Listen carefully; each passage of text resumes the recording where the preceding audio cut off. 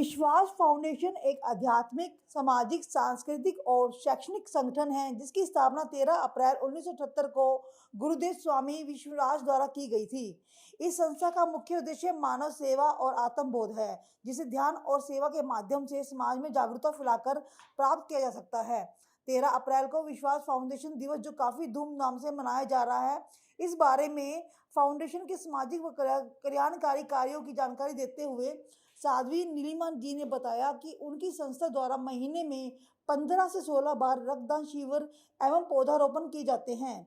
वहीं कोविड-19 में प्रशासन के साथ मिलकर संस्था ने लोगों में दवाई वितरित कर उनका सहयोग किया और आर्थिक रूप से कमजोर विद्यार्थियों को शिक्षा में संस्था के द्वारा मदद की जाती है। दूसरी ओर संस्था ध्यान योगा की ओर लोगों का रुझान बना रहे, इसके लिए ध्यान शिविर का आयोजन भी समय समय पर करवाता रहता है। आज हम आए हैं विश्वास फाउंडेशन में और हम बात करेंगे साध्वी नीलिमा जी से, जो इस विश्वास फाउंडेशन के प्रधान हैं, और वो हमें बताएंगे कि फाउंडेशन ने अब तक क्या क्या कार्य किए हैं, कितने कल्याणकारी कार्य किए हैं और कितने सामाजिक कार्य किए हैं। तो सबसे पहले नीलिमा जी, आपका स्वागत है हमारे चैनल में। नमस्कार जी। नीलिमा जी, हम जानना चाहते हैं कि फाउंडेशन जो है की स्थापना कब हुई थी और क्या क्या कार्य अब तक करवाए गए हैं। विश्वास फाउंडेशन 1978 में वो संस्था एक ऐसी संस्था है जो मानव सेवा और मेडिटेशन को रखकर गुरुदेव श्री स्वामी विश्वास जी ने इसको 1978 में शुरू किया, जिसके दो ही मोटो हैं। एक तो खुद के लिए ध्यान, खुद से जुड़ना, और उसके बाद एनर्जी लेके वो दूसरों को बांटना, अर्थात समाज की सेवा करना। और जहाँ जहाँ कहीं दिक्कत है तो ऑलवेज पूरे पंचकुला में विश्वास फाउंडेशन वहाँ खड़ा मिलता है।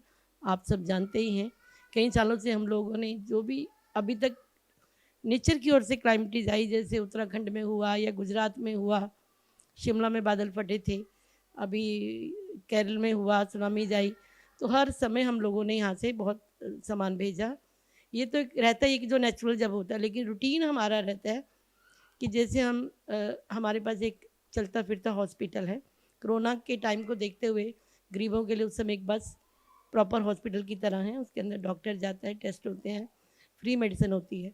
एक तो वो हमारी एवरीडे गरीब एरिया में जाती है और एक एक दिन एक एक एरिया में रहती है, और लगभग 200 पेशेंट डेली चेकअप होते हैं, उनको मेडिसिन दी जाती है। दूसरा, हमारे पास एक एम्बुलेंस है जो फ्री में, किसी को पीजीआई जाना है, किसी को 32 में जाना है, किसी के पास गाड़ी नहीं है तो वो फ्री में वहाँ छोड़ कर आती है। तीसरा, हमारा जुलाई जैसे आता है तो फाउंडेशन का मेन होता है कि प्लांटेशन के इन्वायरमेंट के लिए, कि अगर इन्वायरमेंट ही नहीं हम सब मिलकर ठीक रखेंगे तो आगे जाके बहुत मुश्किल आएगी, इंसान को ही आएगी। जैसे आपने बताया कि प्लांटेशन आप कर रहे हैं और फ्री एम्बुलेंस आपने चलाई हुई है, इसके अलावा ब्लड कैंप लगाते हैं, कितने ब्लड कैंप लगाते हैं? ब्लड कैंप की तो कोई गिनती नहीं है, क्योंकि महीने में 24-25 कैंप लगते हैं महीने में, और अभी हम ये लगभग 2004 से कर रहे हैं। पहले 10 लग जाते थे, 12 लग जाते थे। अब ये कि अब ऐसा कह सकते हैं कि हम नहीं लगाते, जब भी ब्लड बैंक है हमारे, जैसे पीजीआई है 32 में है, 16 में है, एम केयर है, सेक्टर 6 का है, चंडी मंदिर का है, पंचकुला ट्रस्ट वालों का है, तो जब इनकी यहाँ शॉर्टेज होती है तो उस समय फ़ोन आ जाता है और हम लोग अरेंज करते हैं।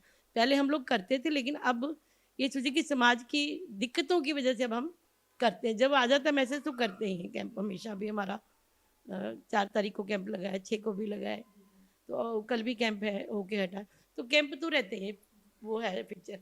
कितना अब तक आपने मतलब ब्लड जैसे इकट्ठा करके आपने? अभी तक हमने, अभी फिगर तो हमें याद नहीं है, लगभग मतलब पिछली थोड़ी सी याद है, 50,000 से समथिंग हो चुका है, यूनिट कर चुके हैं, लेकिन अब बढ़ गया होगा, 60-70 के आसपास हो गया होगा। जुलाई में हम पूरा 5,000 प्लांटेशन का करते हैं, खुद लगाते हैं जिस जगह पे नहीं है, और कुछ हम इसको प्लांट को डिस्ट्रीब्यूट भी करते हैं। लेकिन अभी हमने सेक्टर 6 में, वहाँ पे ओल्ड सीनियर सिटीजन के लिए दिक्कत थी, जहाँ पे उनको मेडिसिन दी जाती थी, तो गवर्नमेंट ने हमें वहाँ जगह दी। उसके अंदर हमने एक सीनियर सिटीजन हट बनाई है बुज़ुर्गों के लिए, वो अभी हमने उसका ओपनिंग हुआ है, फेब में हुआ है, और वो चल रही सेक्टर 6 में सीनियर सिटीजन। वो टोटल 60 लाख लगा के विश्वास फाउंडेशन ने बना के सरकार को दी है, और उसमें अब उनका ट्रीटमेंट चल रहा है। मैम, जैसे ये तो बात हुई प्लांटेशन की और ब्लड डोनेशन की, जैसे गरीब मध्यम वर्ग होता है, गरीब वर्ग होता है, कुछ बच्चे तो जो पढ़ाई से वंचित रहते हैं ड्यू टू कि उनका पैसा नहीं होता, तो उसके लिए आपका क्या? उसके लिए अगर वो जेन्युइन केसेज है तो हम उसको अडॉप्ट कर लेते हैं। अभी हमने इस साल 2 बच्चे अडॉप्ट किए हैं जिनकी पूरी एजुकेशन स्कूल की ओर से फ्री होती है। और ऐसे भी कोई आ जाता है तो देखते हुए जैसा भी होता है कुछ कम कर लेते हैं। मतलब कोशिश है कि हर व्यक्ति को अधिकार मिले पढ़ने का, लेकिन कई बार हम लोगों की लिमिटेशन हो जाती है क्योंकि हमने भी सैलरीज देनी होती है और बहुत ज़्यादा स्ट्रेंथ नहीं है। अगर हमारी स्ट्रेंथ बहुत होती है तो फिर हम काफ़ी कर सकते हैं, लेकिन फिर भी जो आ जाता है उसे खाली कभी भेजते नहीं। और ये तो हमारा वैसे भी रूटीन है, ये तो बच्चों का है, लेकिन इसके अलावा भी कोई मदद के लिए कभी आता है तो कभी वापस नहीं भेजा। उसके बाद जब विंटर आता है तो हमारी ब्लैंकेट सेवा शुरू हो जाती है। पूरा साल हमारा शेड्यूल्ड होता है कि सेवा करती रहती है। अभी हमने पीजीआई के अंदर ये सराय है गरीब लोगों के लिए, तो वहाँ सारे बेड टूट गए थे, उनको 300 बेड बना के दिए उनकी हेल्प के लिए कि वो जहाँ पे बहुत गरीब आके रुकता है।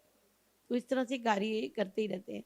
मैम फाउंडेशन के लिए मदद सरकार से मिलती है या कहाँ से मदद मिलती है? हमारे अपने डिवोटीज ही कंट्रीब्यूट करते हैं। ये बस बनी हमारे लोग, जो भी हमारे डिवोटीज हैं वो सब मिलकर कंट्रीब्यूट करते हैं और सेवाएं चलती हैं। अभी जैसे ये अभी हॉस्पिटल बना, ये भी मिलजुल कर हमारी अपने डिवोटीज ही इसमें मदद करते हैं।